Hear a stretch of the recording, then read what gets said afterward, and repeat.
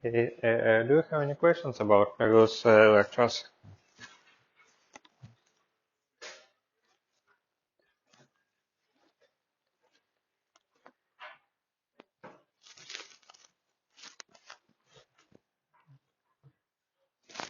Yeah. Oh, if not, then let's start. If you have any questions later, you can write by email or ask, for example, tomorrow. Mm. So today I want to tell about Bessel functions.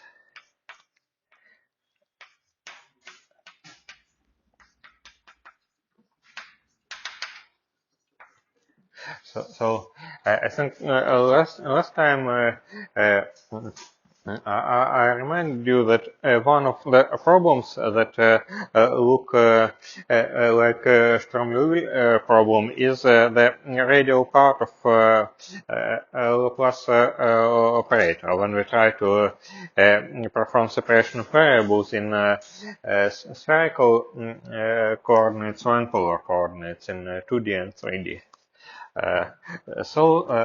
Let us remind this story. Um, so, uh,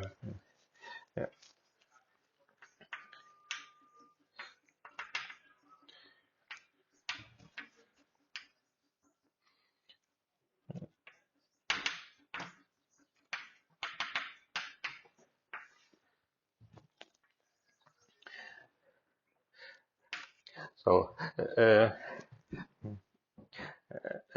suppose that we have some equation like and a wave equation or well, let's start from the wave equation. For example, um,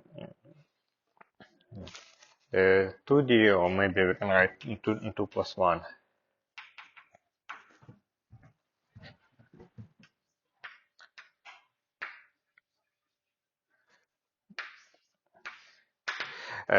So suppose that we want to solve the wave equation.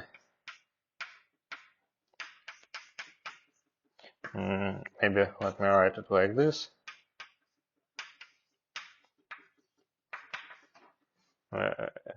Or, in other words,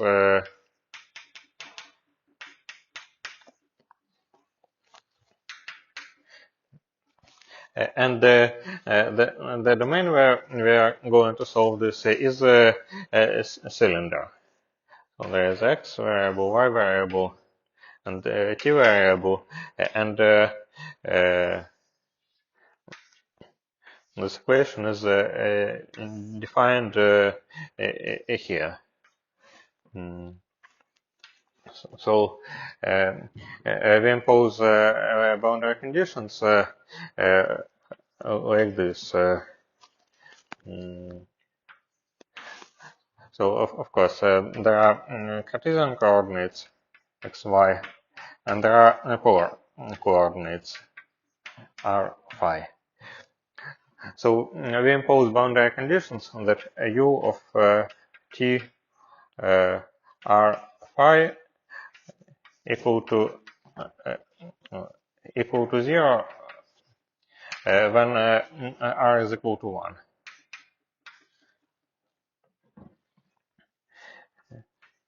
And we want to write a solution to this problem using using the normal modes. So we have some initial value problem.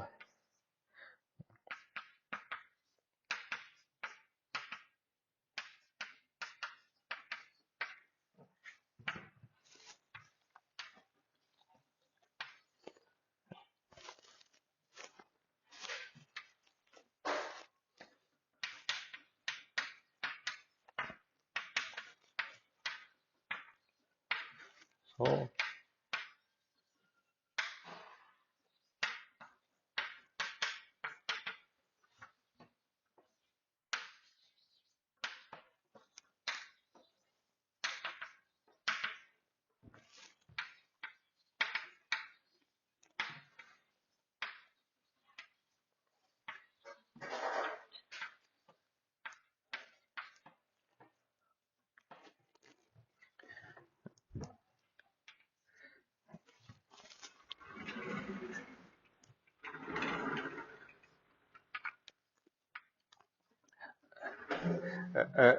So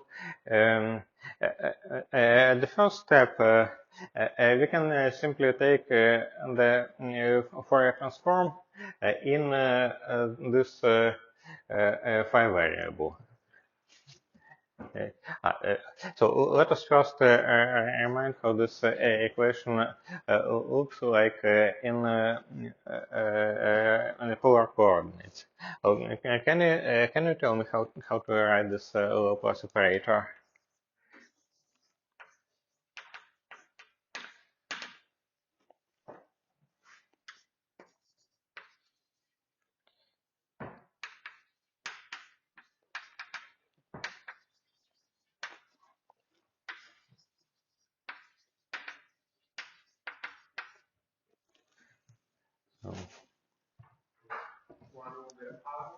Mm-hmm. So first we have this. Mm-hmm.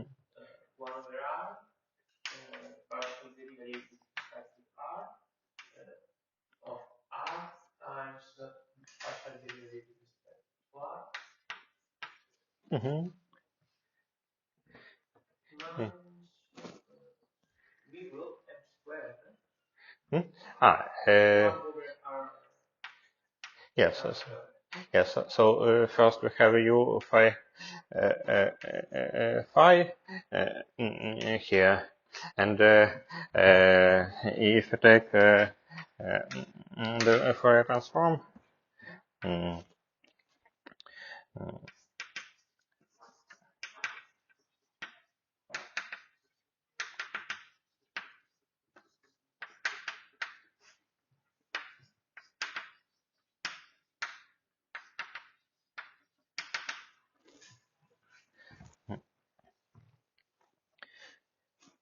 in in phi, so this becomes u some tilde.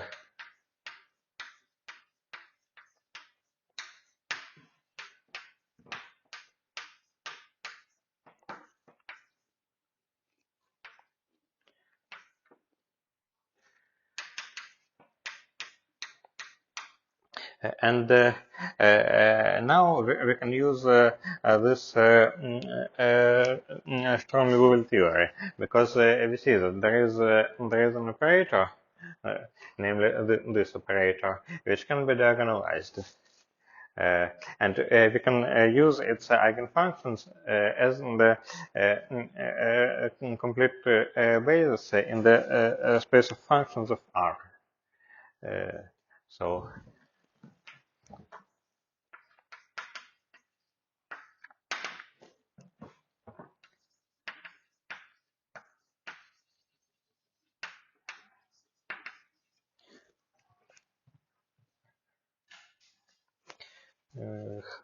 how, well, probably I can simply call it n delta R.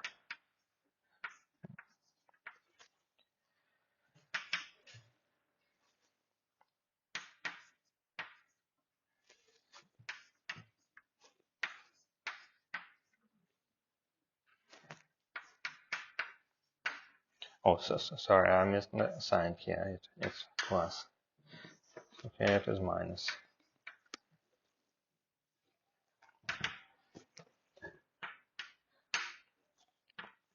So, or in other words, we need to find such functions. How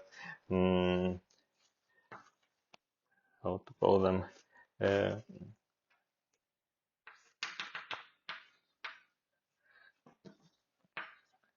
find such functions f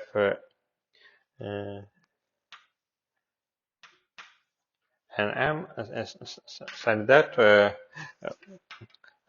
radial Poisson, maybe radial Poisson with index m.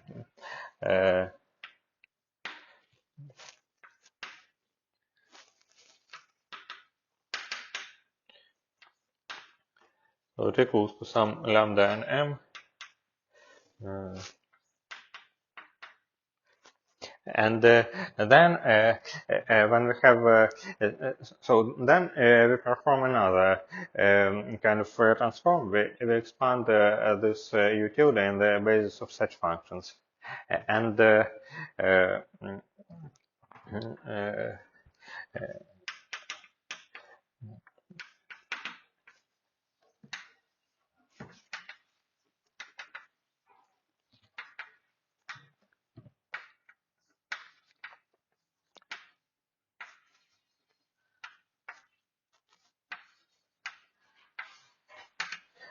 so we will have an expansion of our original function uh, um, u of t r phi of this kind. We'll have u and m of t times e to im phi uh, times f and m of r. So sum over n and m. Mm. So if you substitute this into this equation, uh, what kind of equation will we get for this coefficient u and m of t?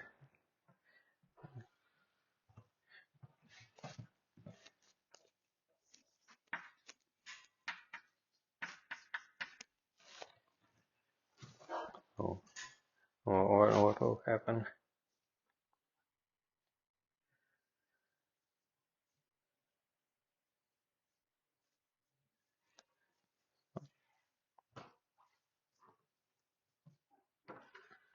So this phi derivative acts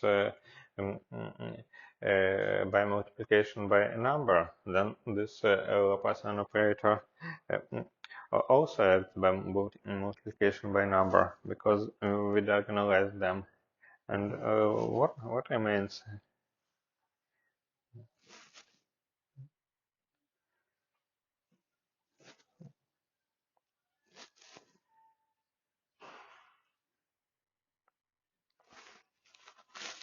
Maybe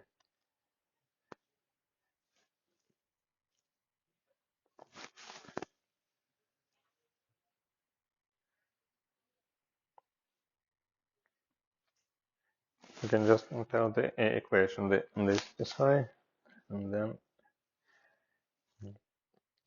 we can solve it.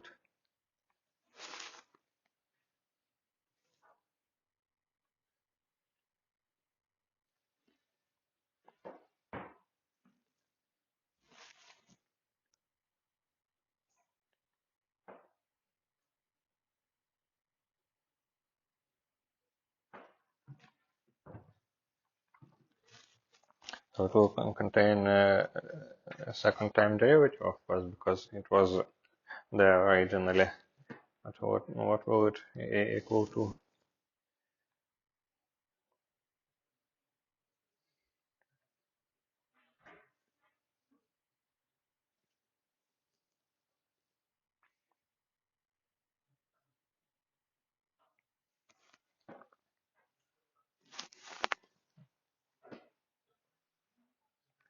Immediately we have this expression dt squared minus Laplacian epsilon q equals to 0. So this Laplacian depends only on r and phi.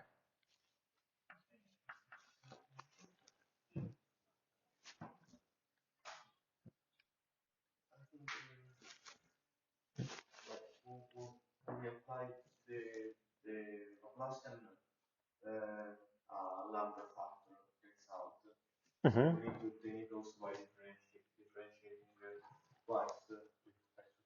Mm-hmm. Yes.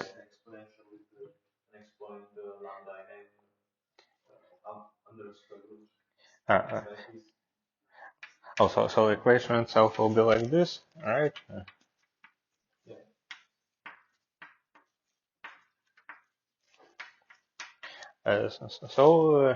UNM, well, you can write it using exponentials, but if you specify initial conditions like this, it is better to use a function that vanish or the first derivative vanish when t equals to 0. So it's better. Hmm? Yes. So. Hmm?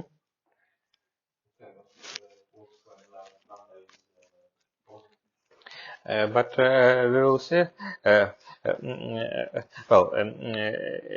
actually know that this lambda is positive because let me. We can probably even write that it is omega squared, but let me write this here.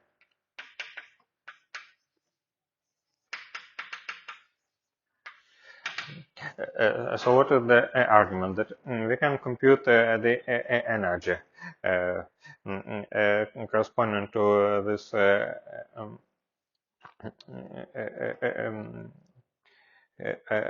eigenfunction. So we can, so on one side we can write that mm,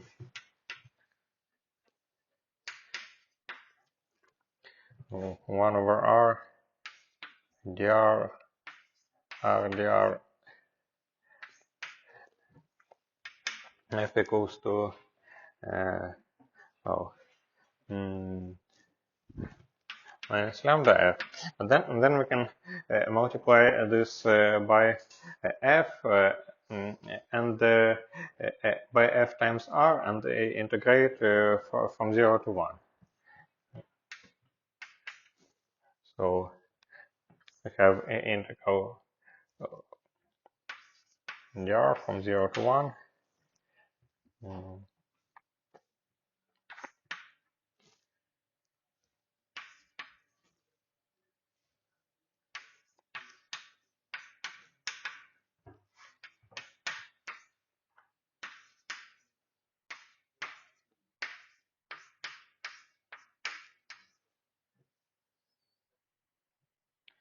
F, so if it is real, then if you know that it is real, we can write like this. Otherwise, we could multiply it by complex conjugate. It does not matter. Maybe let's write a complex conjugate from the very beginning. Oh, and what happens with this integral when we integrate it by parts?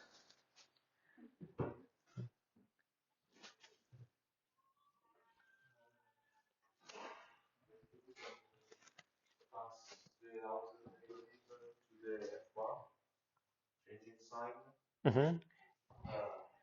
Yes, so we will have some boundary contribution. Mm. Yeah. So there, f minus integral from 1 to from 0 to 1 dr.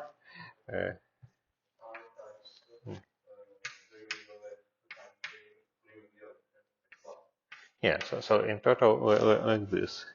It equals to minus lambda integral dr r absolute value of squared.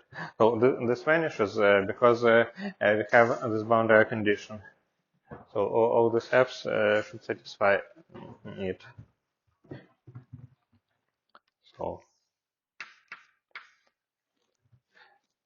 So we have two positive numbers. So this is greater than 0. And this is also greater than 0. Lambda is positive.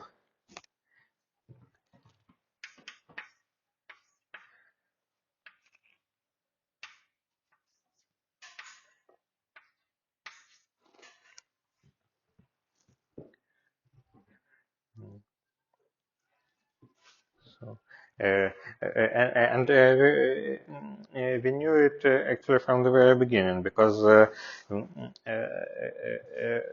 this computation can be done with arbitrary n-dimensional Laplacian.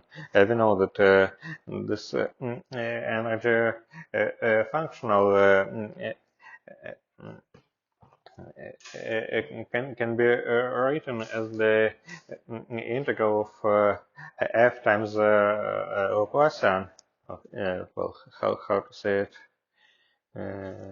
simpler. So we know that this energy functional computed on the eigenfunction equals to the to minus the eigenvalue of the Laplacian. So therefore, we know that all of its eigenvalues are positive, or sometimes, if you have a low constant function, they can be zero. So, and this computation is simply that computation for a function that depends only on R. But it is basically the same. That to say that integral f bar Laplacian f over some ball equals to integral of f bar gradient f n over boundary of this ball minus integral gradient of f squared dv.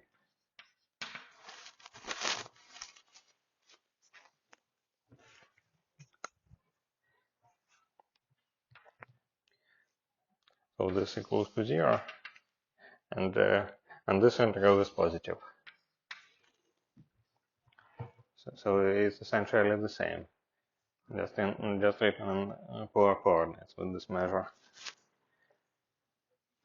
right? So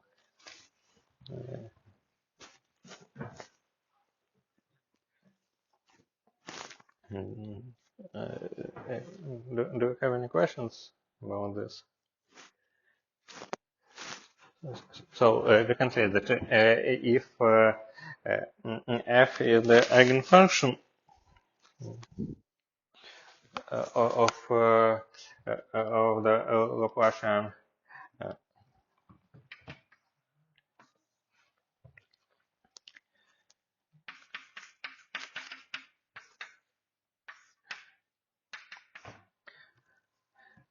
with zero, either with zero boundary conditions or with a zero normal derivative, it's normal boundary condition, then this lambda equals to the ratio of gradient of squared over absolute value of f squared in dv. Right.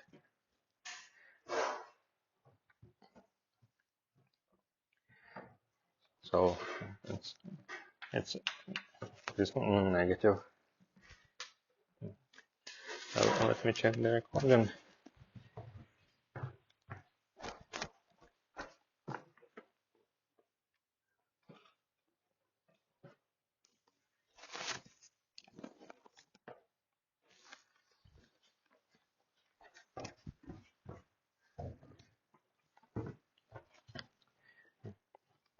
Okay, so let's proceed further.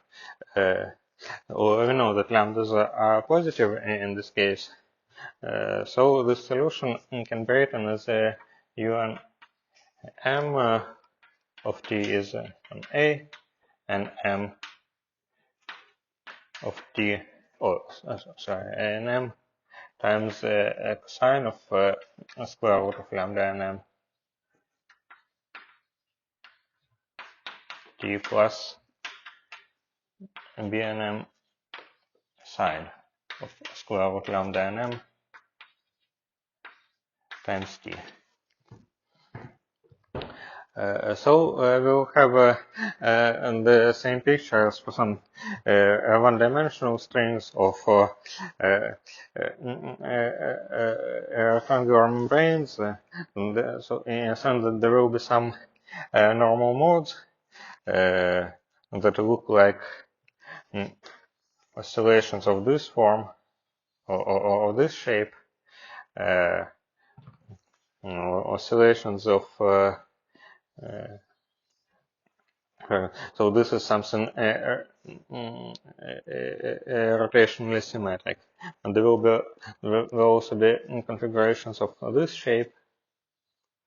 Well, it's already hard to draw, but there will be functions that have one extra zero inside as a function of r. There will also be functions that have a non-trivial phi dependence, but it's already hard to draw them. Maybe it's better to say that, well, probably I can try to draw one of such functions. So, we can have something that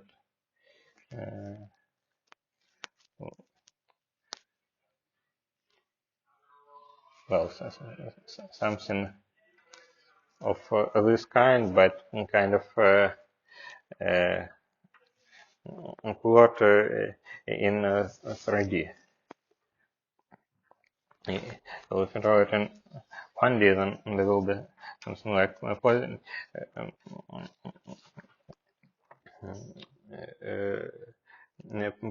positive and negative value of function in two different halves. Maybe it's better to find some 3D pictures of these functions, but all of them will be described by these products of trigonometric functions. So if you want something real, we can use sines and cosines of phi instead. And there will be this radial parts, which we are going to study today.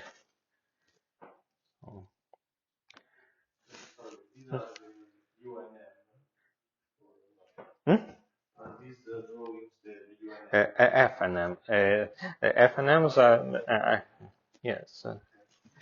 F and M. So this is these are pictures for F for F for F00,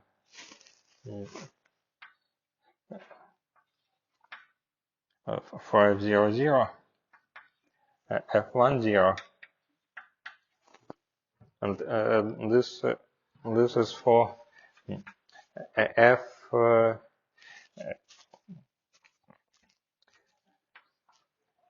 F01 times of R times cosine phi.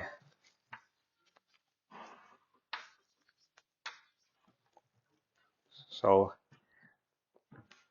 this is why it's hard to draw this picture in 3D, because it also has a phi dependence. So it vanishes for phi equals to plus minus pi over 2 on on this line. It has some positive values in this. Well. Has some positive values on this half and negative values on this half. There are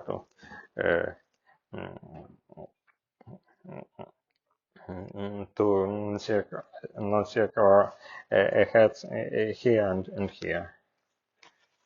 How to draw it better? I don't know how to draw it in 3D. Maybe like this.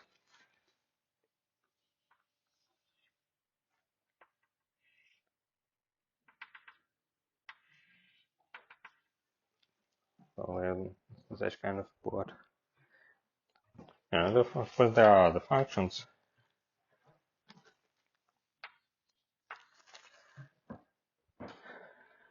So these functions are Bessel functions. And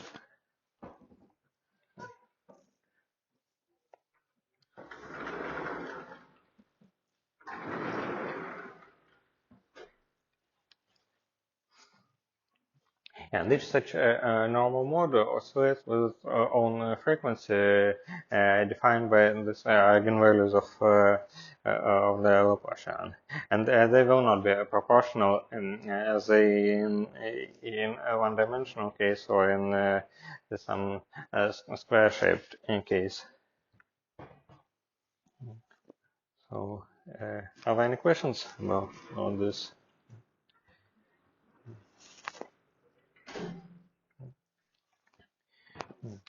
So, let's try to obtain some of these functions explicitly.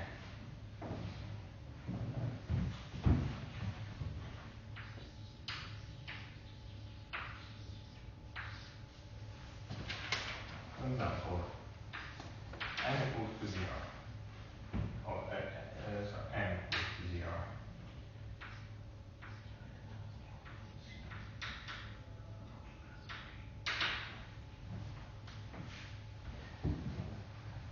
So, we have this equation.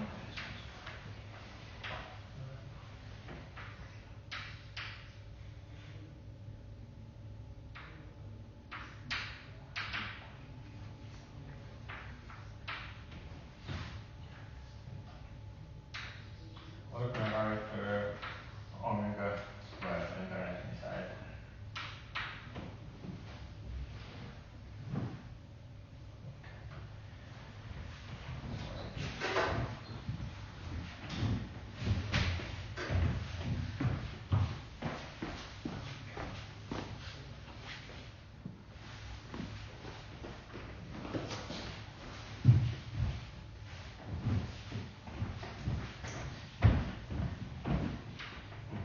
So, what do we know about this function? That it is regular when r goes to 0.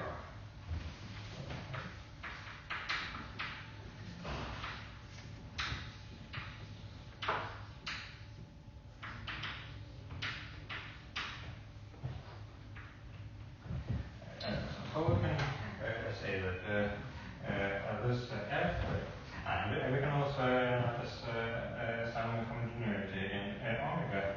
So we can say that f is a sum from n equals to 0 to infinity from coefficient Cn times mm,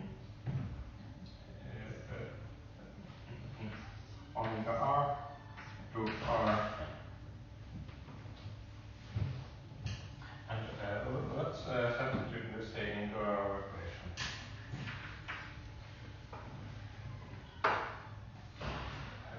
So what kind of factor will we get when we differentiate this alpha n over the differential operator? Get the sum of n that goes from 0 to plus infinity of n times c. So c. n n and I think another n because we differentiate with r, multiply by r, and then again differentiate r. no, I was doing one step at a time. Ah. Okay, so first Cn n omega times omega times omega r to the n minus 1 times r. So it's times omega r to the n. Well, it's omega squared because we differentiated twice. Yes, I was not doing all all together. I was doing. Okay, let's put this derivative here. So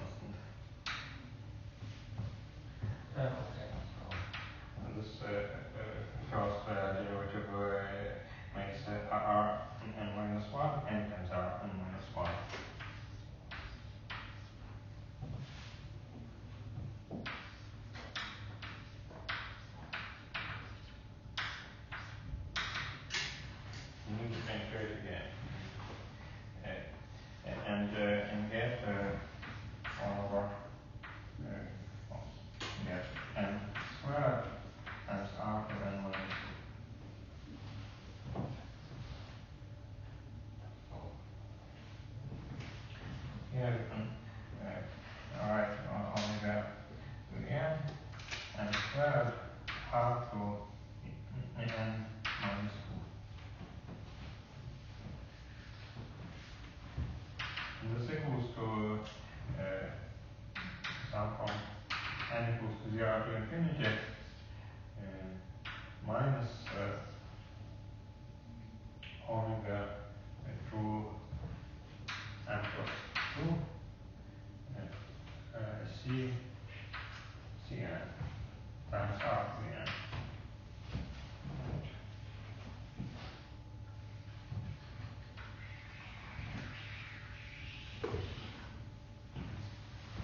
So now let us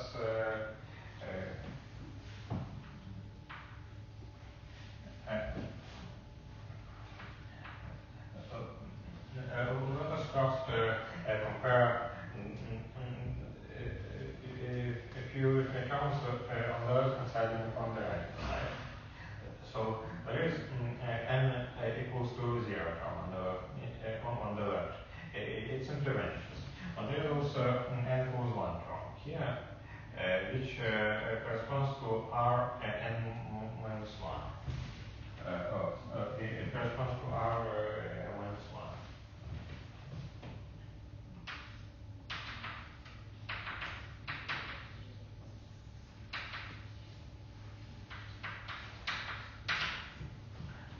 So is 1 omega equals to 0. So C1 is 0. Mm, so once the terms are 0, C1 is 0, we can shift this summation variable. Or maybe it's better to shift it on the left actually. So, sorry, on the right.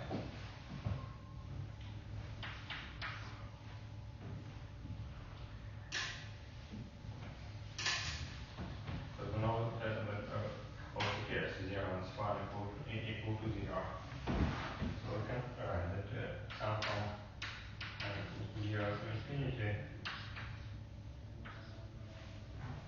and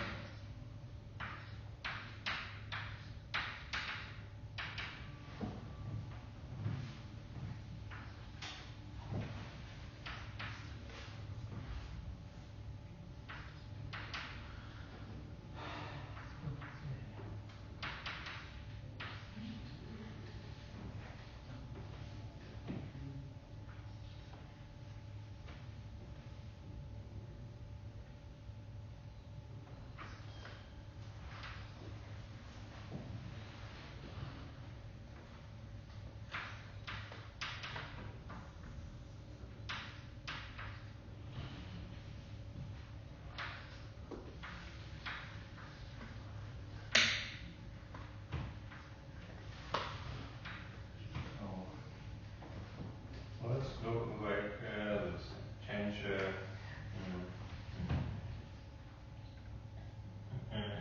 change probably was a bad idea.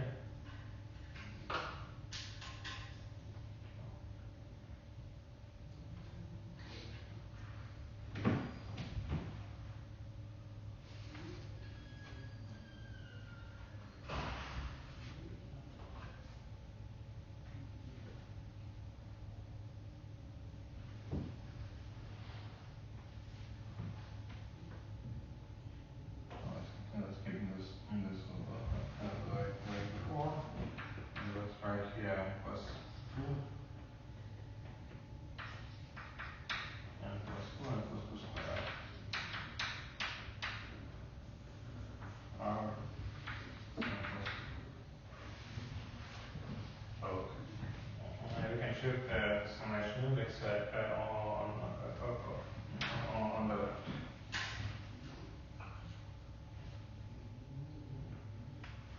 So this is r to the n.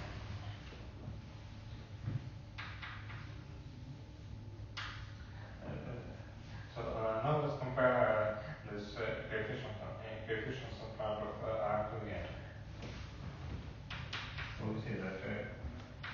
Cn plus 2 is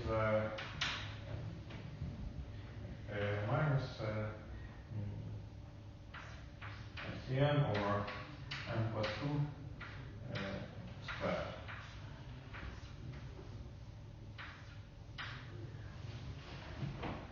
So there is this recurrence with shift by 2, and we also know that C1 is 0. So all this is with odd index are 0 as well. So combining this together, we can prove that Cn equals to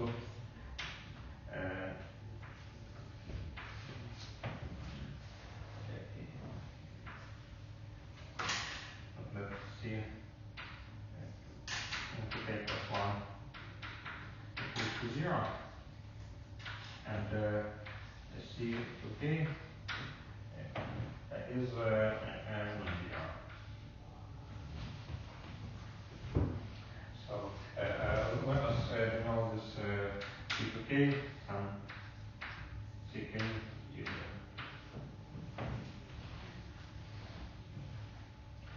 So let us now rewrite the recurrence evolution for CQ.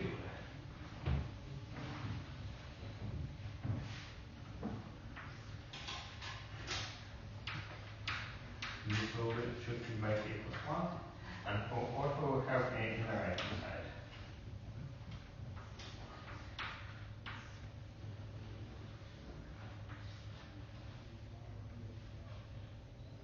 We will be ck because the shifting by 2 is shifting ak by 1. But what we will have in the denominator in terms of k?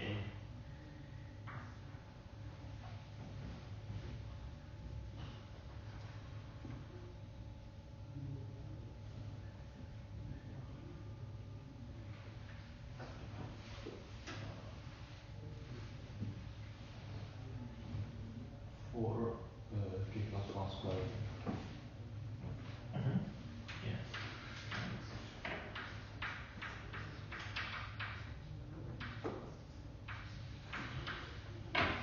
And can you actually solve such recurrence if you put C 0 equals to 1? Yeah, it's a factorial or something like this. Like a no,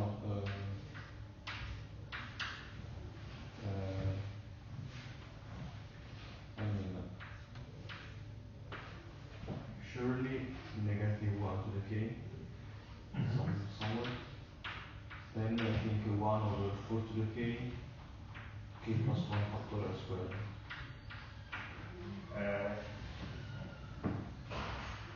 No, k factorial squared, sorry. Yes. Yeah.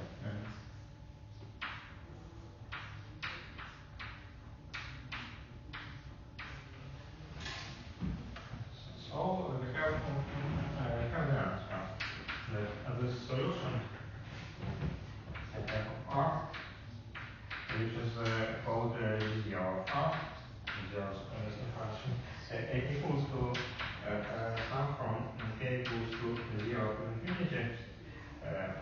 And now remember this coefficients are coefficients in front of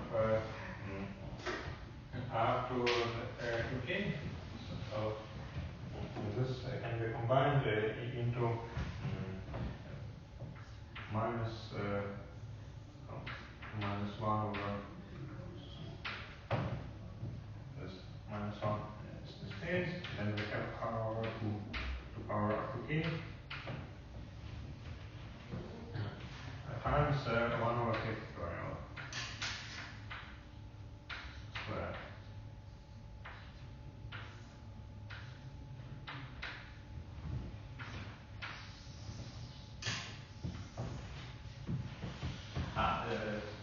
Sorry, there was also this omega, g0 omega r, then omega r over 2.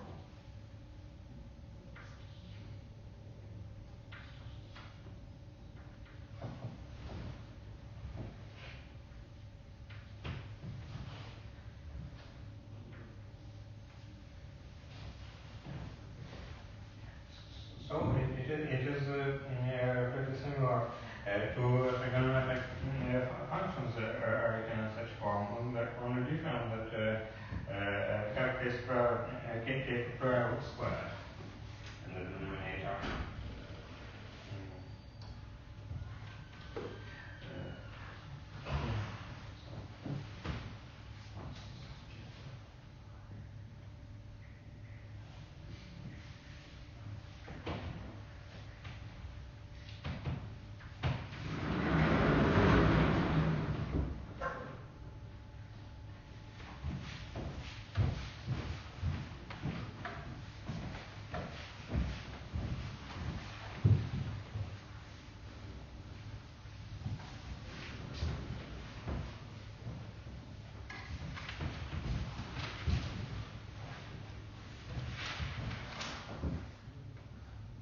So it's called zeros Bessel function.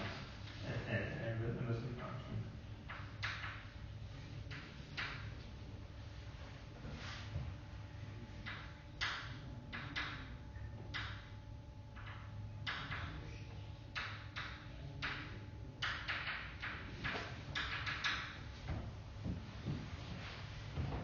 So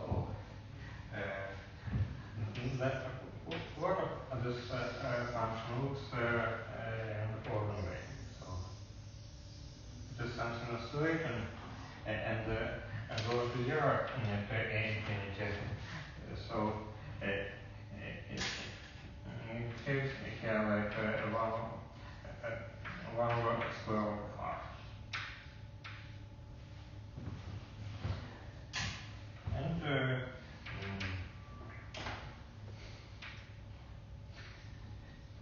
and here it has some zeros. And we can call them, I don't remember if there is some canonical name, but we can call them like omega 1, omega 2, and so on. Or maybe omega 5. Let's go like this.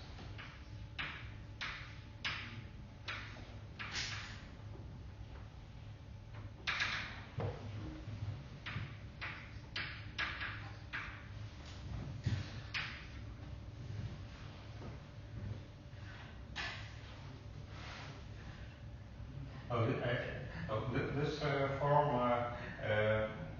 follows either from the general formula or it can be obtained for this particular function.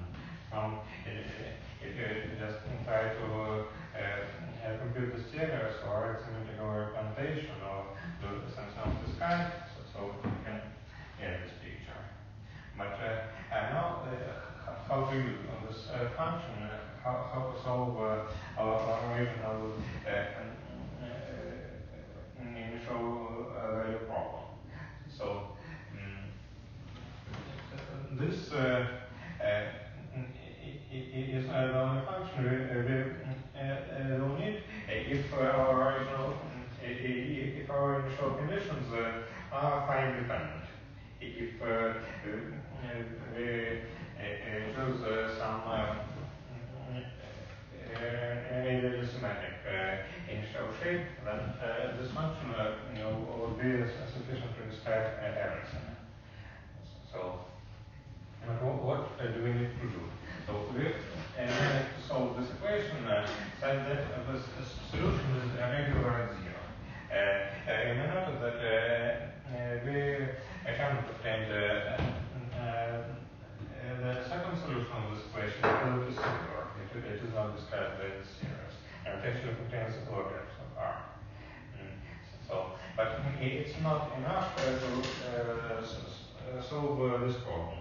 If you take this, if you take this function with arbitrary omega, it will not vanish at r equals to 1.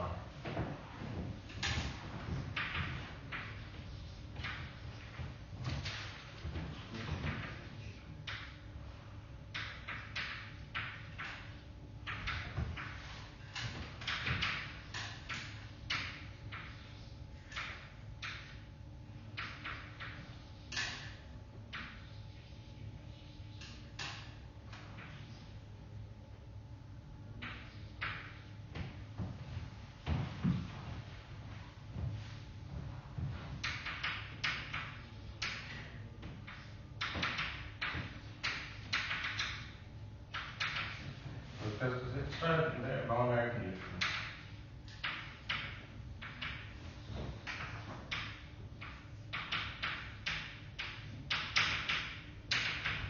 So G0 of omega times 1 should equal to 0. Therefore, this possible values of omega are omega 1, omega 2, and so on. So here probably, so in this labeling, probably it was better to start this labeling from 1. Yeah, so sorry. So let's shift this way.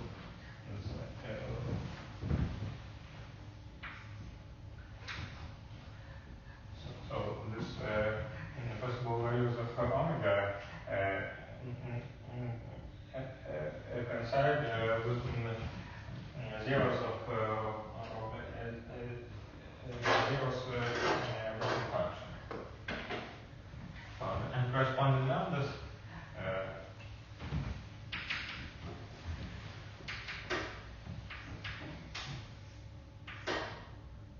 and ends will be equal to omega n squared. So this ideal part will contain cosine of omega t and sine omega t. So in our solution, which is radially symmetric.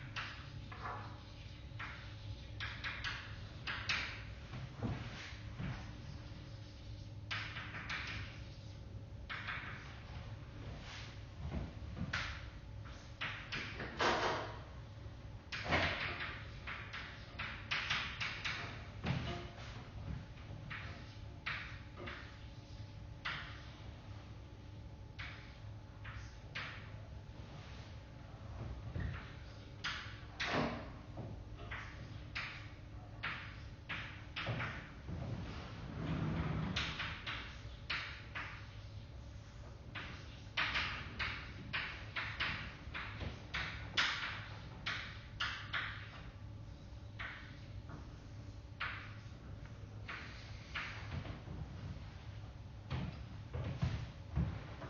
U here, TR phi. So it is similar to solutions of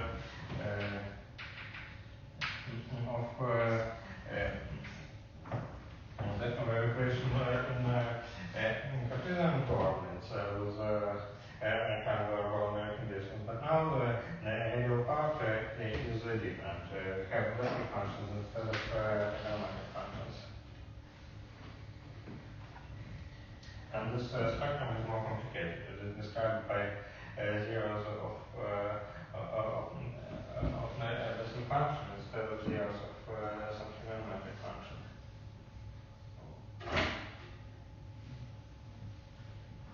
Do you have any questions about this part? Yeah, in general, the zeros of the Bessel functions, no, for example, in that case, are they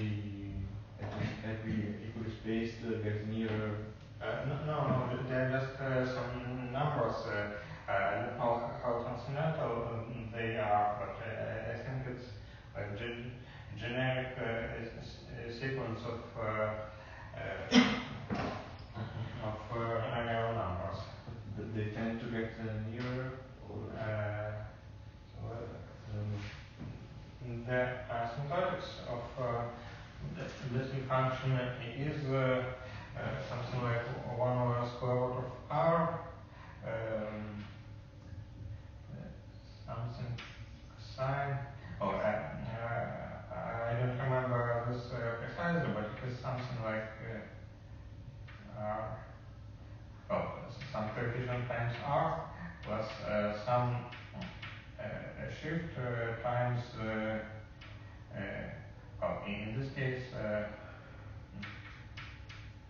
plus some shift. So they become equidistant at a infinity. Okay. Asymptotically. But here they are just some numbers. I don't remember the precise values.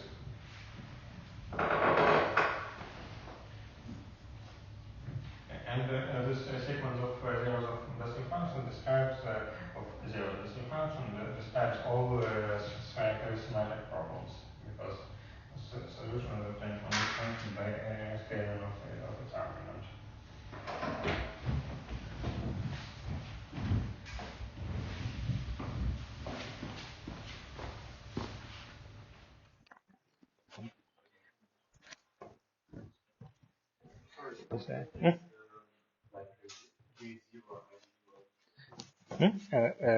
Who is?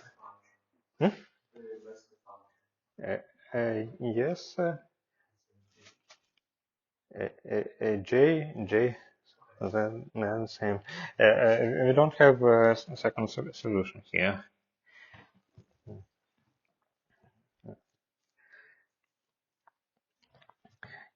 So,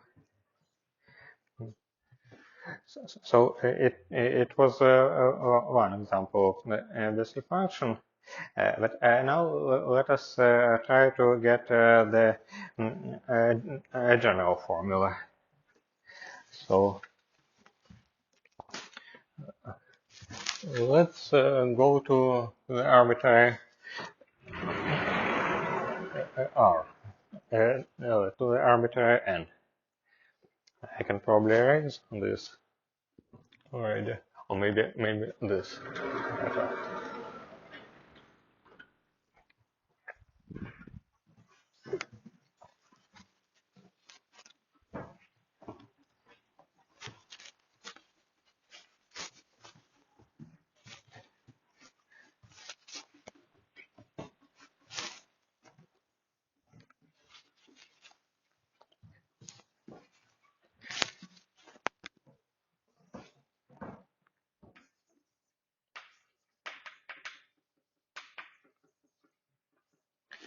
Mm.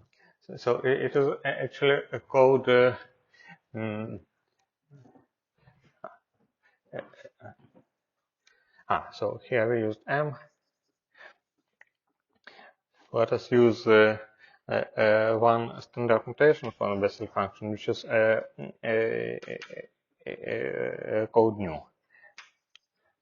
So cause M for integer M. And we need to diagonalize this radial Laplace operator. So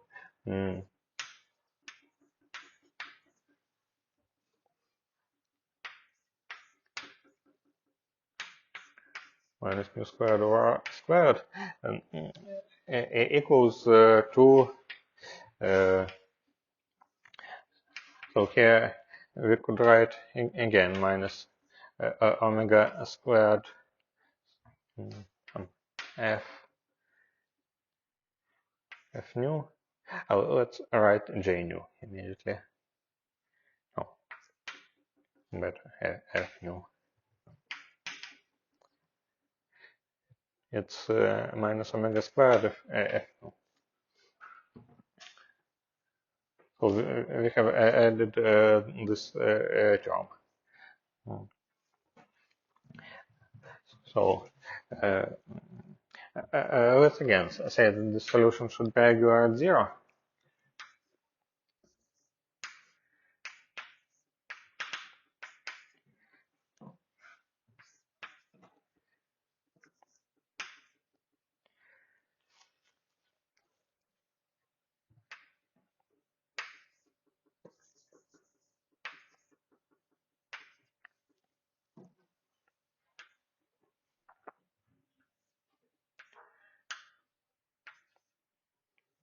Well, and we will not specify a range of nu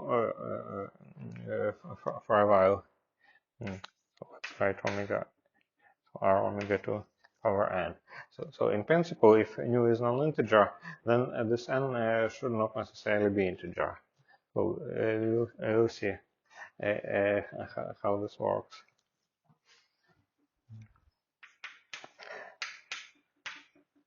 So we have sum of Cn omega n, and we can actually use this computation. In a sense, we know what this differential operator does to R. It turns it to n squared r to n minus 2.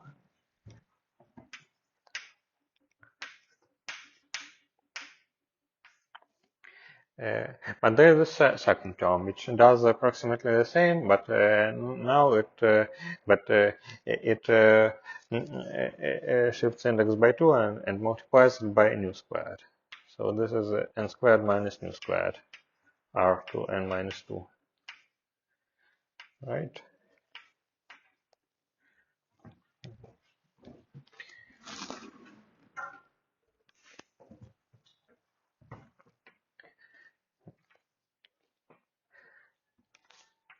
So and on the left it is sum over n Cn omega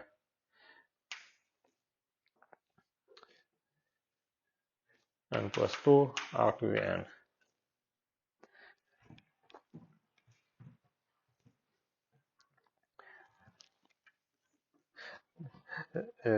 So now it's again natural to shift the summation index in the left hand side.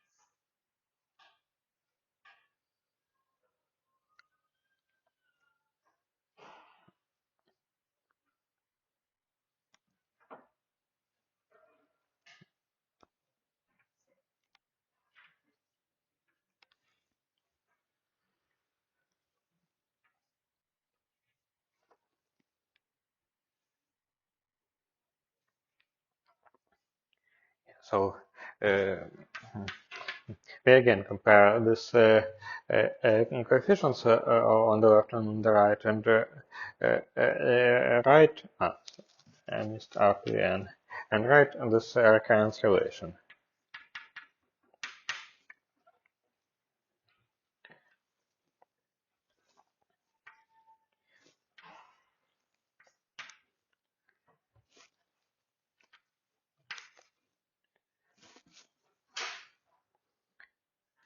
I missed a minus sign.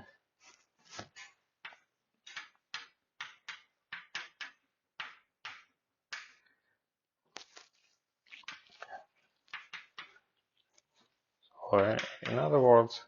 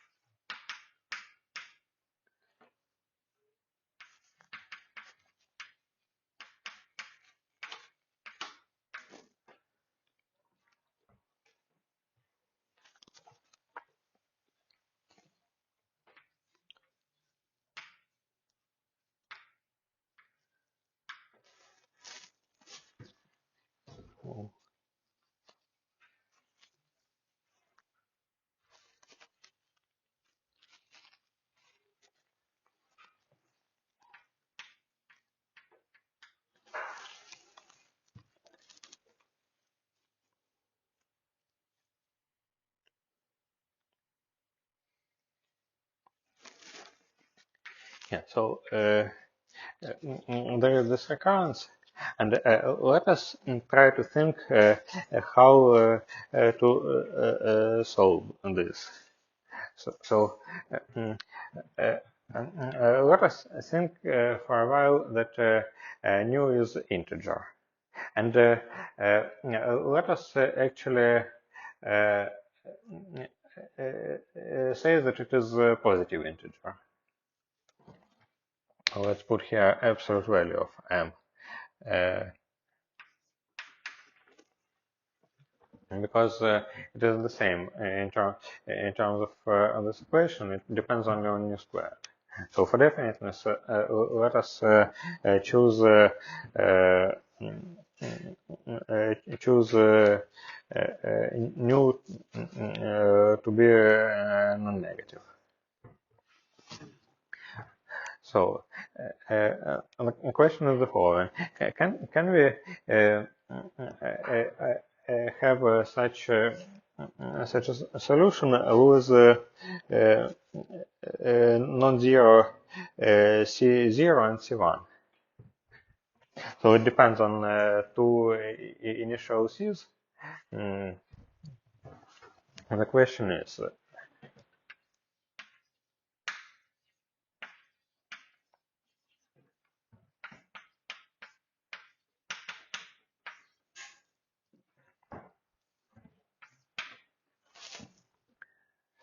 so let us consider, for example, nu equals to, so we already know what happens when nu equals to 0. Let us take nu equals to 1.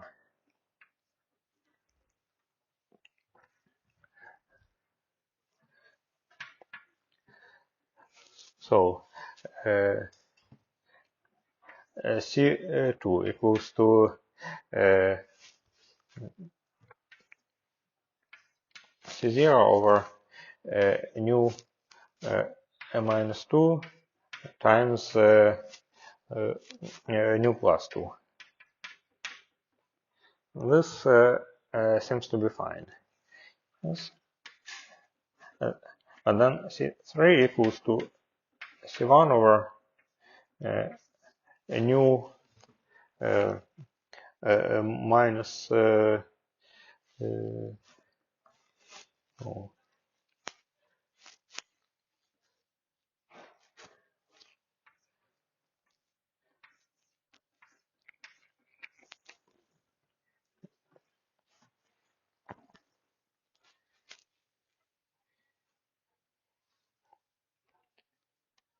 no, probably I'm looking at the wrong part of this relation.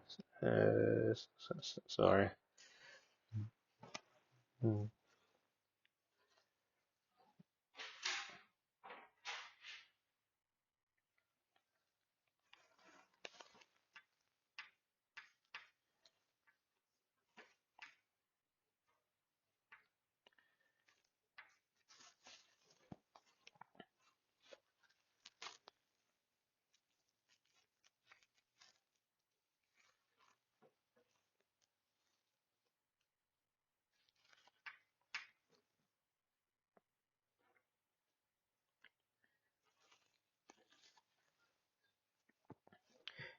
Yeah, yes, I'm looking at the wrong part.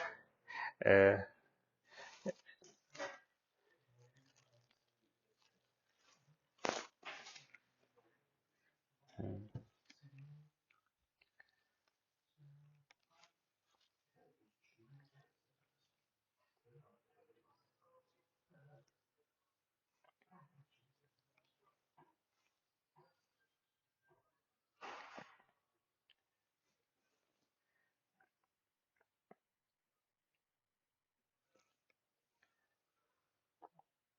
yes, so this this series is in principle a series with index running over some domain. Uh, so um, and this values of Cn should vanish for some n, and this vanishing should be consistent with this recurrence relation. So it would be more correct to write it in the following way. So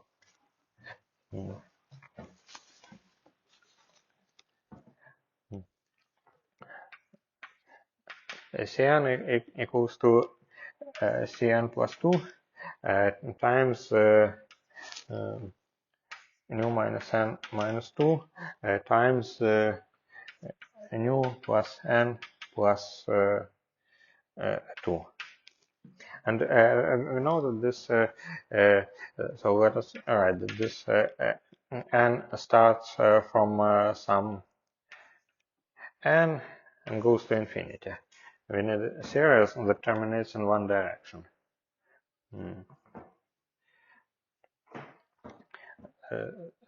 So how to solve this condition? Like how to make Cn vanish for all n's greater less than large n. So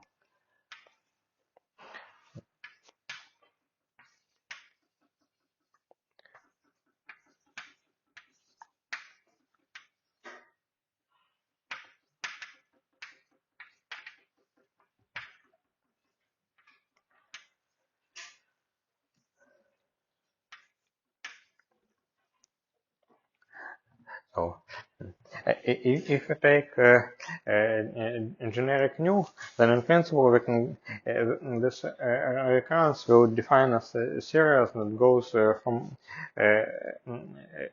n equals to minus infinity to plus infinity. But we need this series to terminate somewhere. So.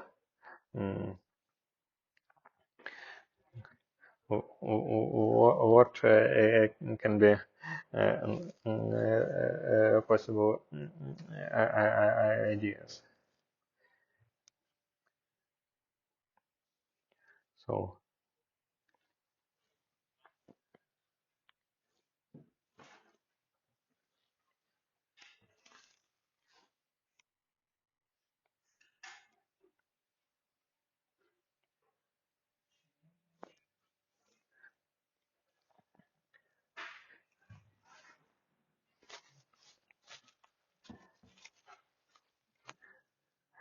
we should have a picture like this.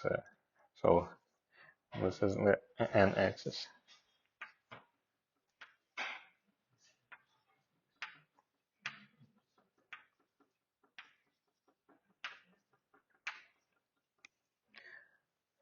There is one lattice and there is another sublattice.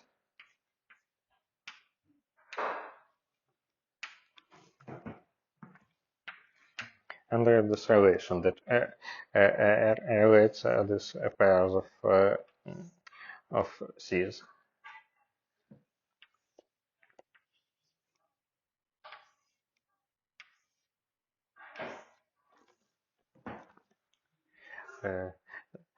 So the idea is, of course, that one of these terms should vanish. So,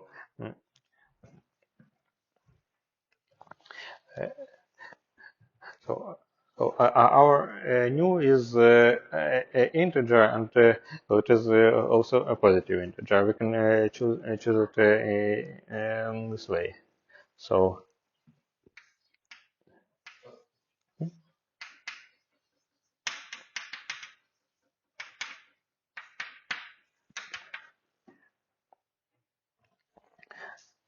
So if you look at this, we see that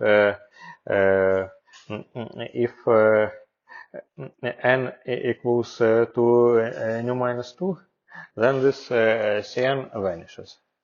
So if we suppose that it does not vanish, then this one should vanish.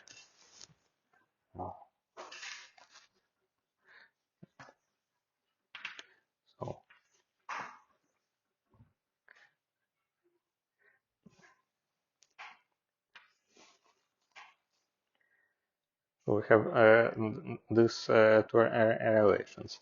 Well, if we substitute nu equals to n minus 2, or n equals to nu minus 2, see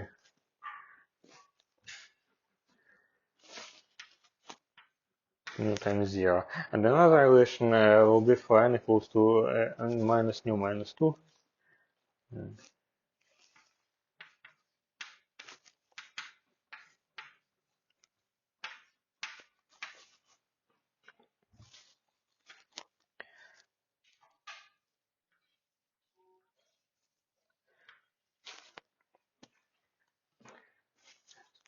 So we conclude that C nu minus 2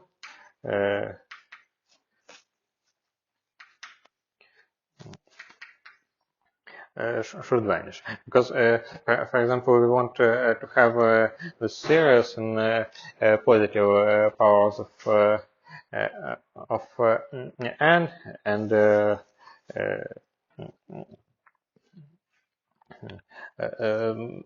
this tells us that it's better terminated at this value. So Couldn't we just assume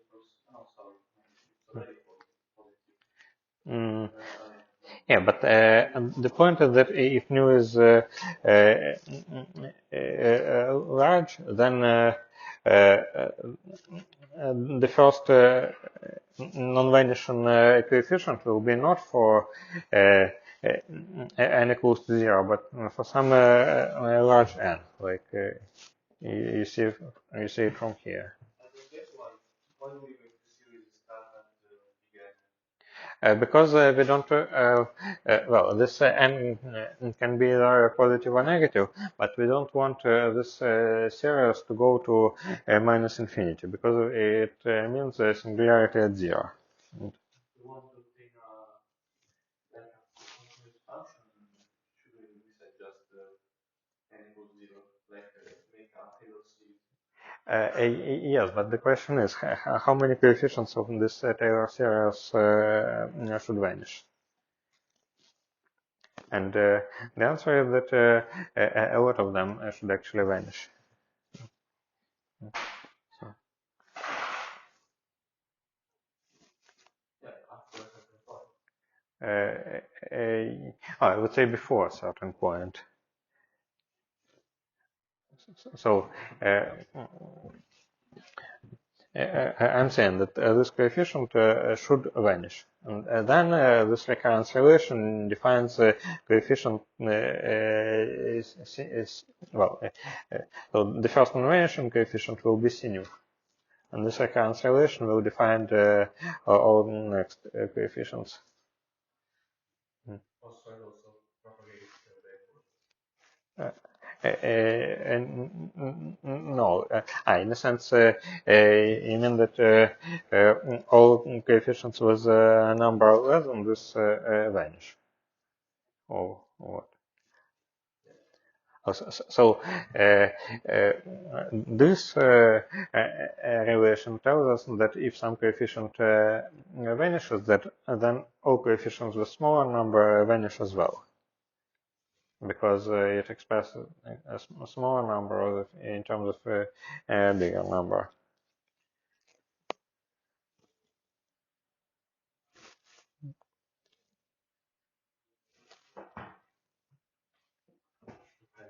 so basically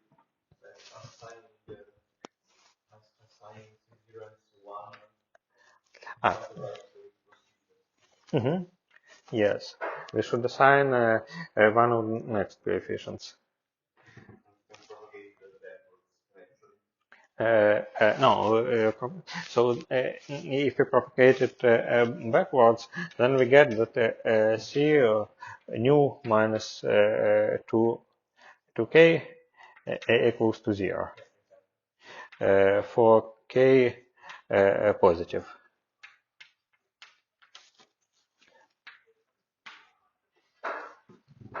So it is one condition. But there is also another condition, because we see this vanishing for C new shifted by all even numbers. But there is also another sublattice of is another sublattice that corresponds to C new minus to K minus 1. And there is simply no point where this right-hand side vanishes. Which means that if we don't put all those coefficients equal to 0, then we will have a non-zero C for all positive and negative powers of R. So it would mean singularity. So another condition then is that C nu plus 2k plus 1 vanishes for any k, for any integer k.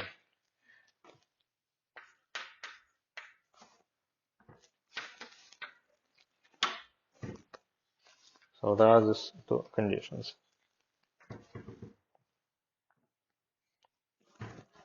Because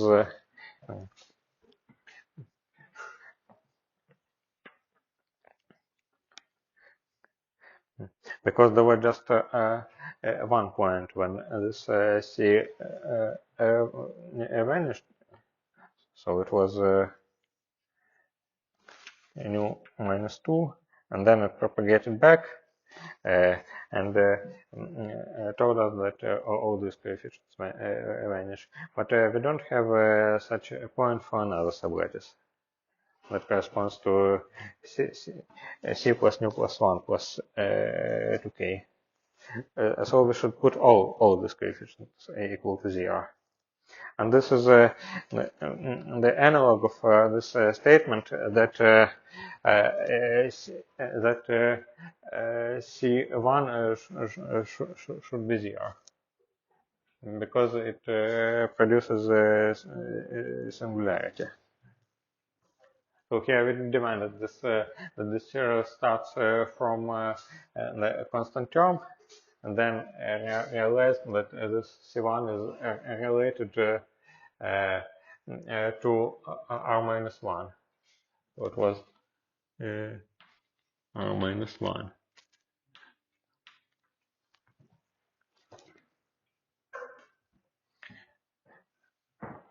And here we can say the same for all coefficients with different parity than the parity of nu.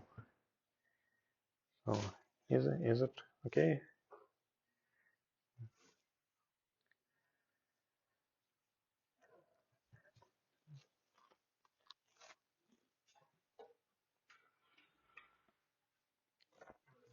Hmm?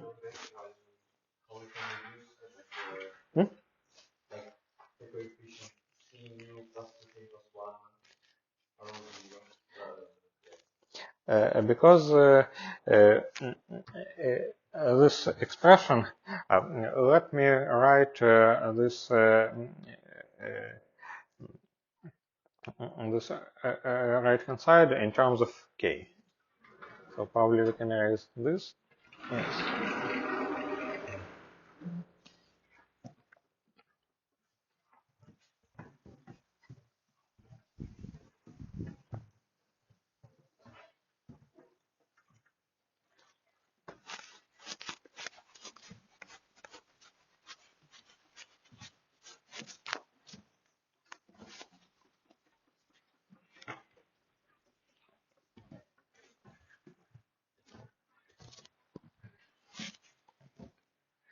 So let us introduce, well, let's simply substitute n equals nu plus 2k plus 1.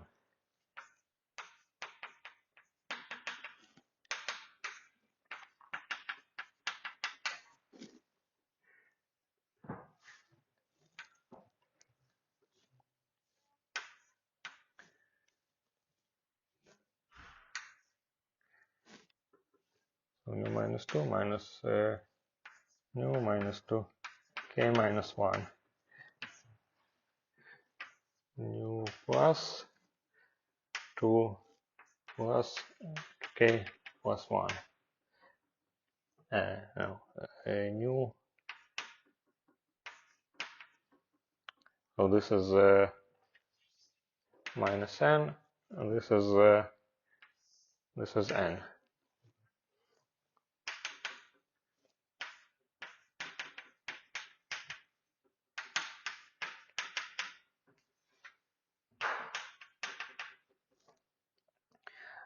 So this new cancels, and we have mm,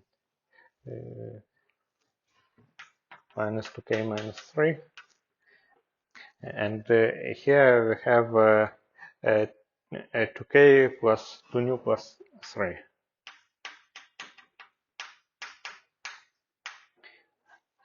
So we see these two are odd numbers, so they cannot be 0. So this is different from 0. And so this recurrence gives us, this it always gives us some sequence infinite in both directions. Uh, so if at least one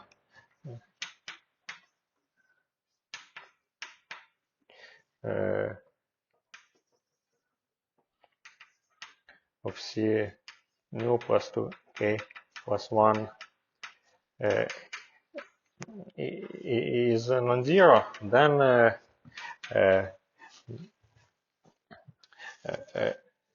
C nu plus 2k plus 1 is non-zero for all integer k's. So and this is the problem. So including something like k equals minus 100. So it is a problem because we don't want negative terms in this series.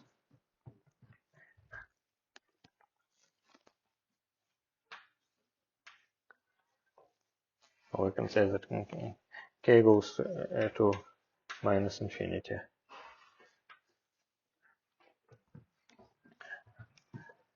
So we should impose this second condition as well. So is it fine?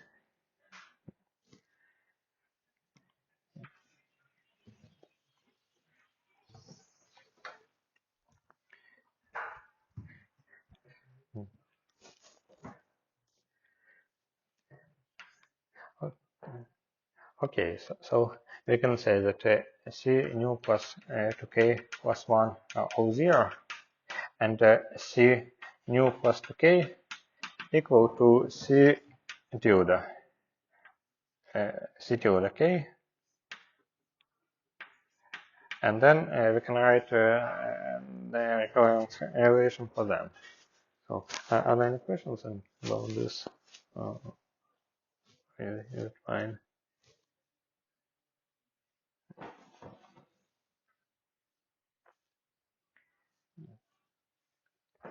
So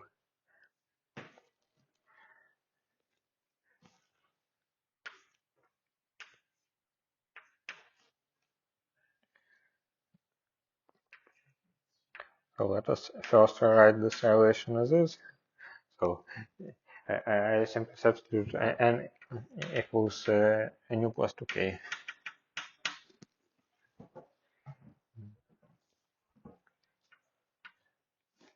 So it is C nu plus 2k over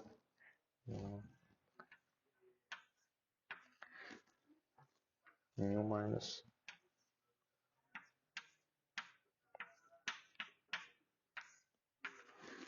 like this.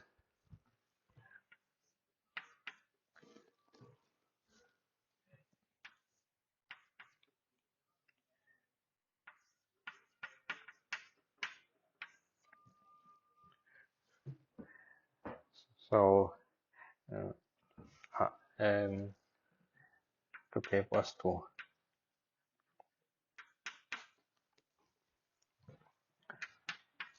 So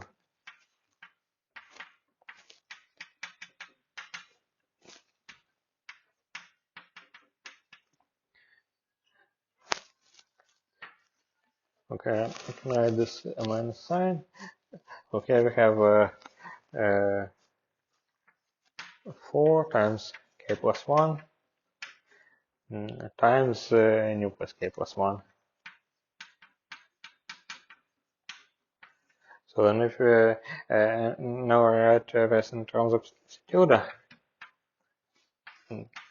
tilde is minus tilde k plus 1 tilde k over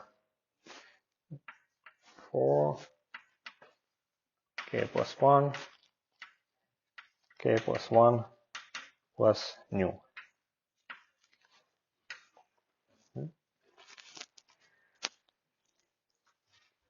So are there any questions about this?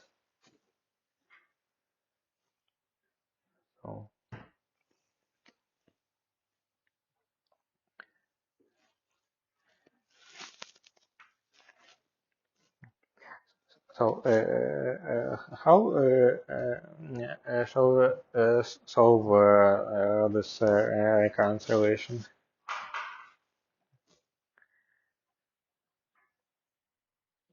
So it's a bit similar to this one. But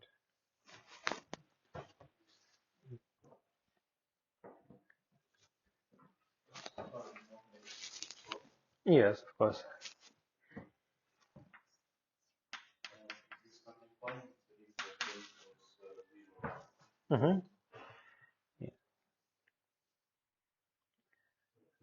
Because if I remember this this statement, it means that c tilde minus 1 is 0. First integral c is for k equals to 0. So it will be like minus 1 to the k Mm-hmm. over Yes. 2 to the k times k factorial. Well, in the denominator, right? Mm-hmm. And Squared over b factorial. no, y squared. So it is, but the other term is k plus 1 plus nu. And then over times factorial. No, times what? But we are, if you write over k plus 1 plus mu factorial, then we have too many factors, and then we multiply by b factorial. Well, you can do this, but people usually write simply k plus nu factorial because they don't care about the overall normalization. And well, actually, it is defined up to some other normalization as well. But if it want just some solution, then it is this one should be fine.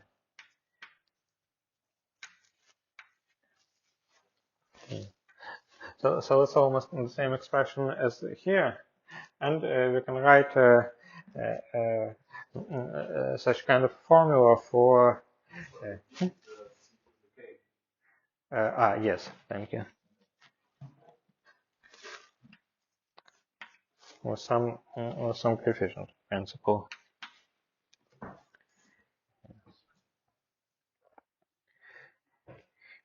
Yeah, so let us write this series.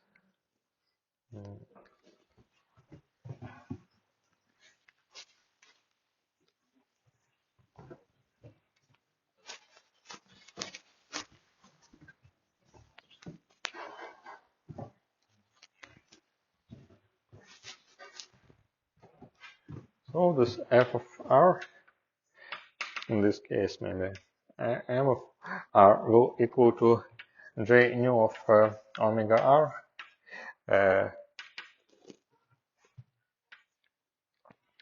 and so let me introduce this normalization.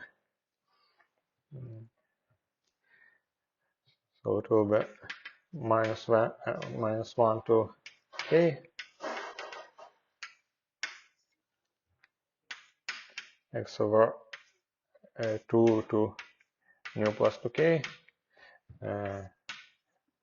1 over k factorial times k plus nu factorial.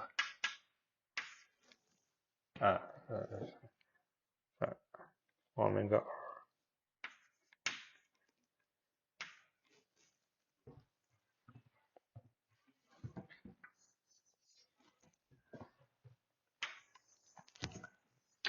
So it is the general Bessel function.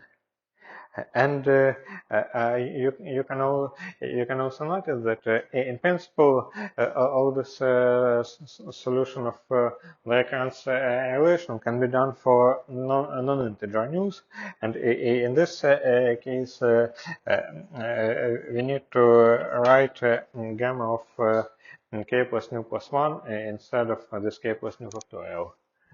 So.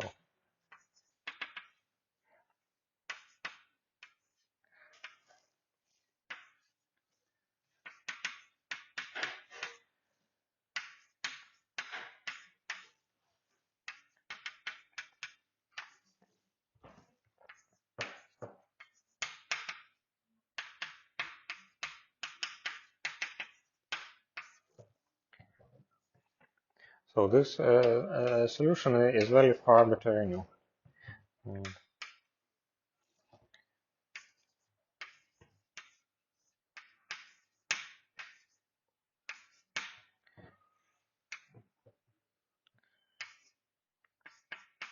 Arbitrary complex nu without some points when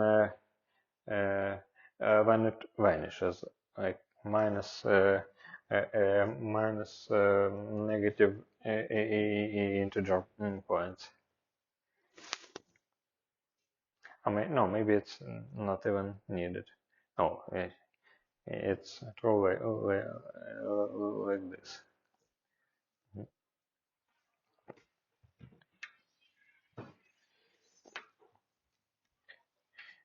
So you know this function, and they behave in a similar way as J0, but they also have zeros of order nu at 0.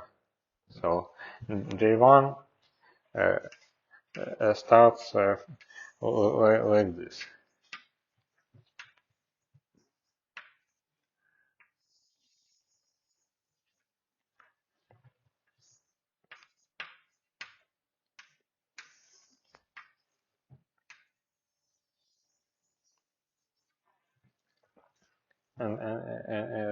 And so on.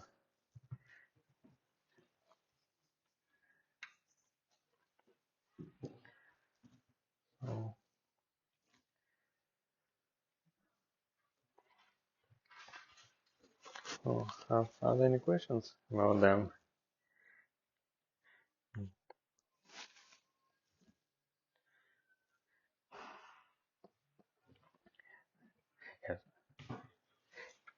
Yes. So we could obtain this series simply by solving this second order differential equation.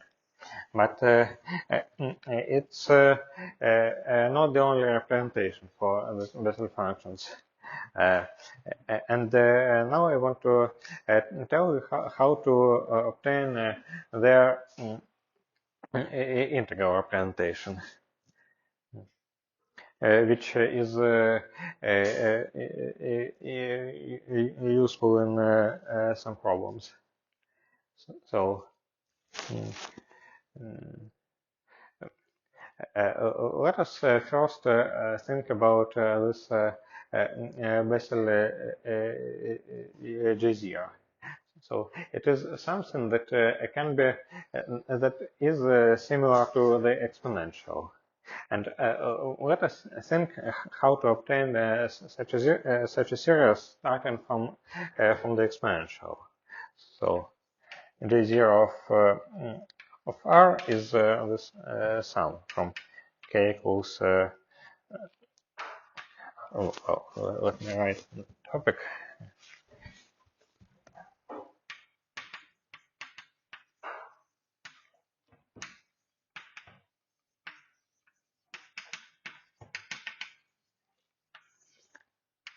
Or permutations. So J0 has this double factorial in the denominator.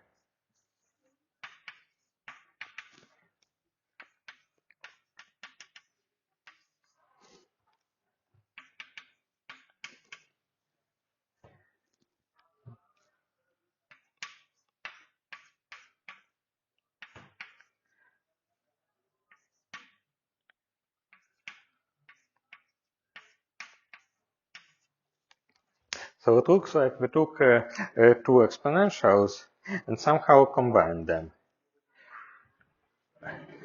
So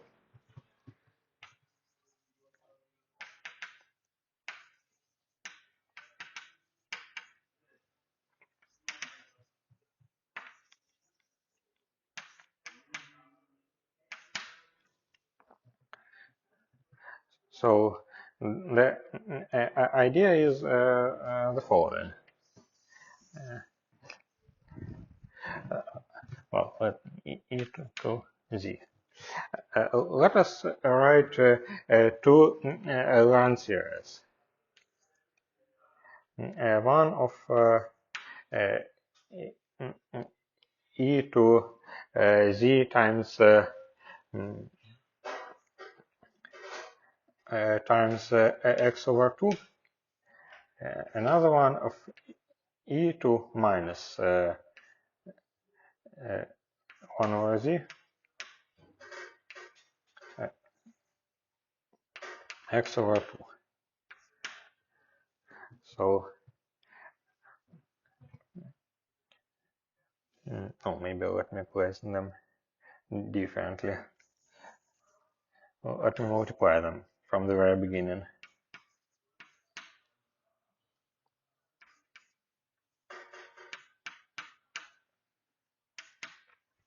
So the product of this series looks like this. One series is z to the n over n factorial x over 2 to n from n equals to 0 to infinity.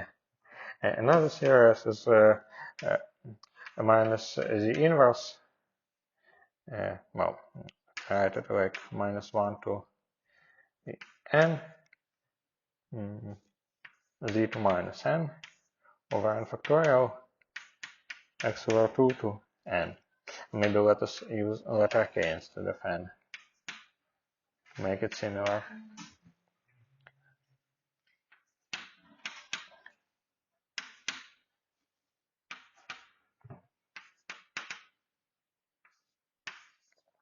So there are these two infinite series, which has its own summation index.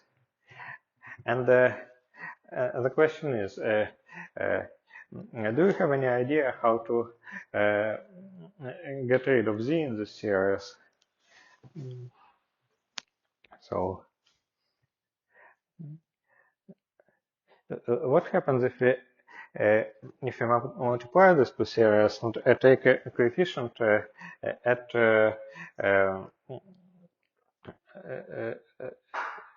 z to power 0?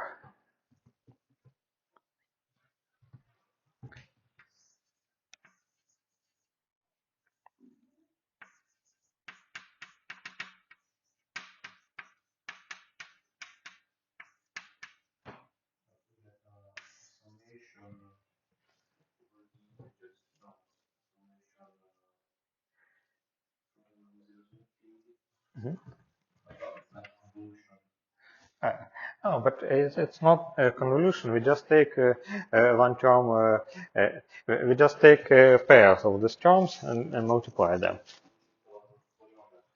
And what do you call convolution product? Well, just term by term. So this coefficient is sum from k equals to 0 to infinity, 1 over k factorial, x over 2 to power k minus 1 to power k, 1 over k factorial, x over 2 to power k. So it is essentially J0 of x.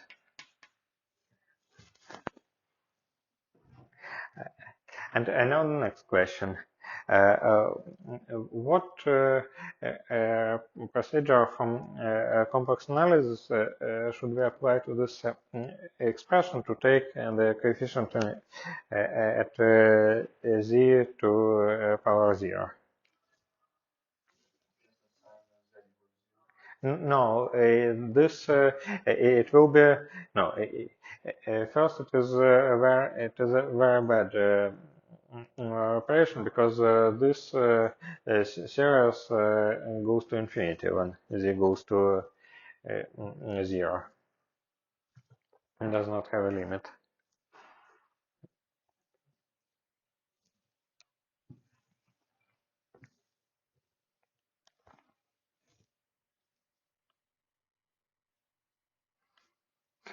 Suppose z lives on the unit circle. Then these exponentials are well defined. They have such kind of expansion. So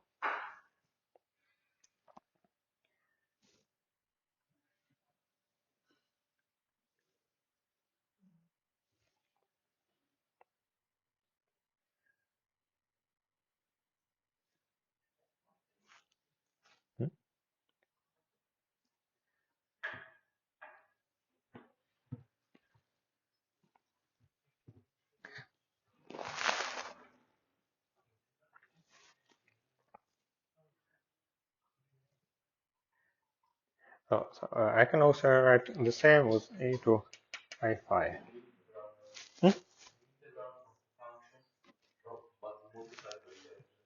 Divided by that. Yes.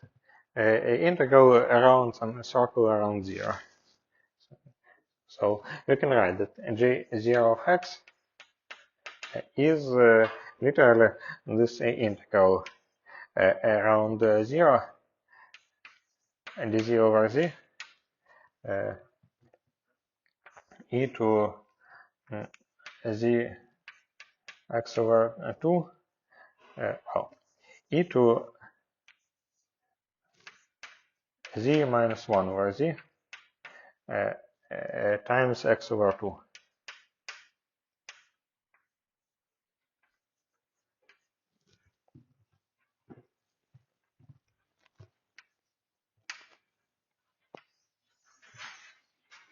So we simply expand each exponential this series in z or z inverse and get this formula. We can also change variable in this integral. So if I write that z equals to I phi, sorry, 1 over 2 pi I. Then this integral becomes the integral from 0 of x, integral from 0 to 2 pi, d phi over 2 pi, e to I x sine phi.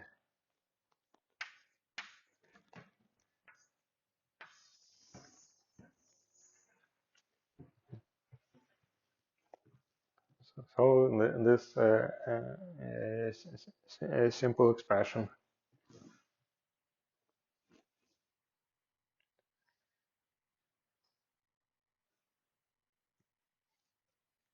And by the way, can you guess what happens if you take not this coefficient, but coefficient in front of z to power nu?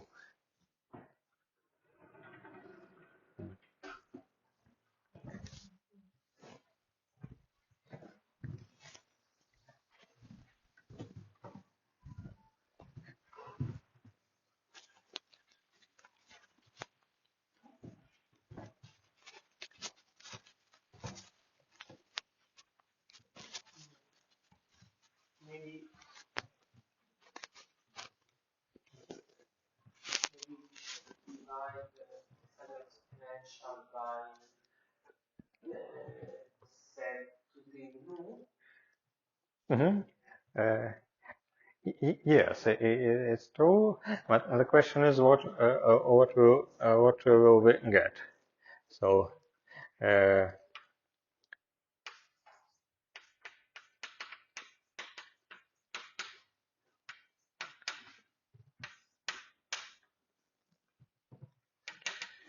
in this product exponentials.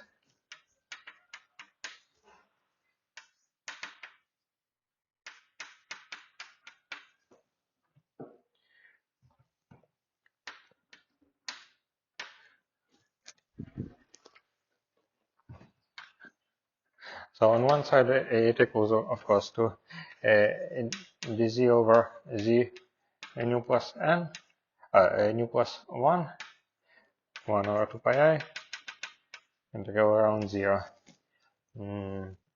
e to z minus 1 over z, x over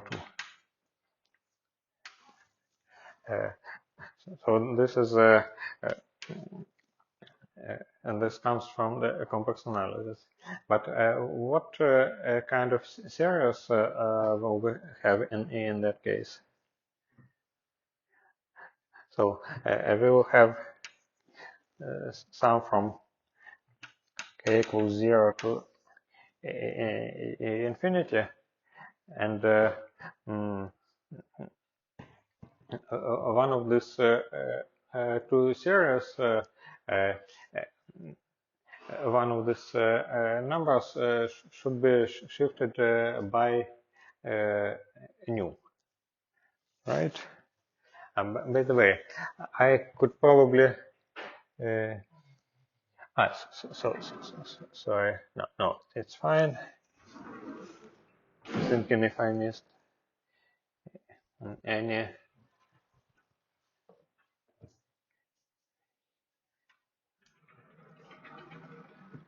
If I missed any new here,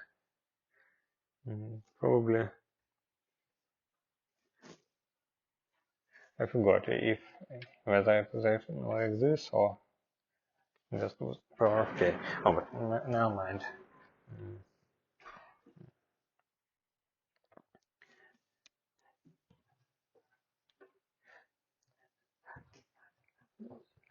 So this term comes from the first exponential, and to get x to get z to power nu, this k should be shifted by nu. So we should have a sum of 1 over k plus nu factorial times x over 2 to power k plus nu, k plus nu, because it was multiplied by z to k plus nu times minus 1 to k x over 2 to k z to minus k.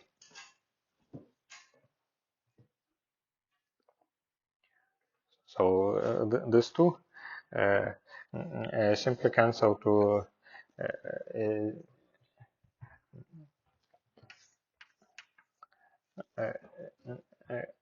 simply cancel to z to power nu. So this is just a sum from k equals to 0 to infinity, 1 over k plus nu factorial k factorial x over 2 to k plus nu, no, minus 1 to power k. So this is precisely j nu of x. So this integral is j nu of x.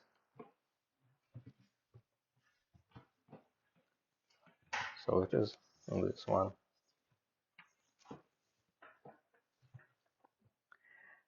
And what happens if we rewrite this in this form after the substitution?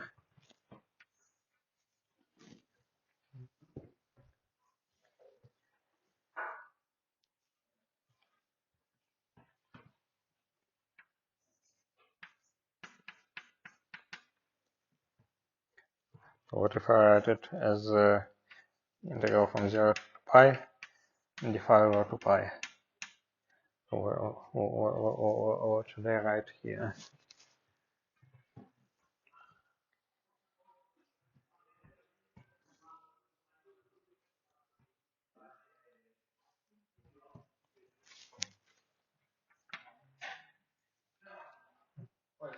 Hmm? Hmm? Yeah, maybe it's better to write it like this. So you see that the statement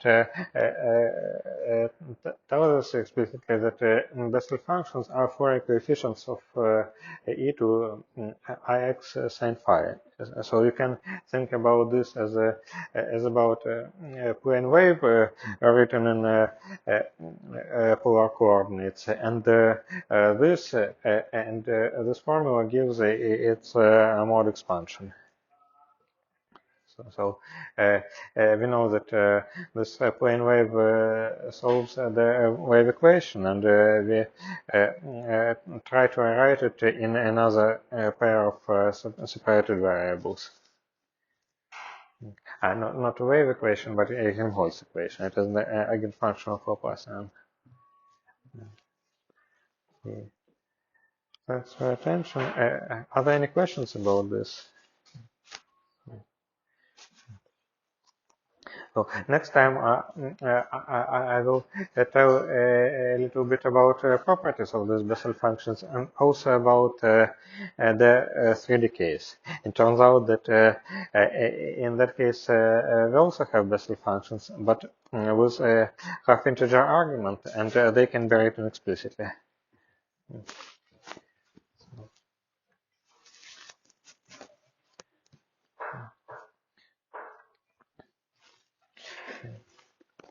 Okay, thanks for your attention.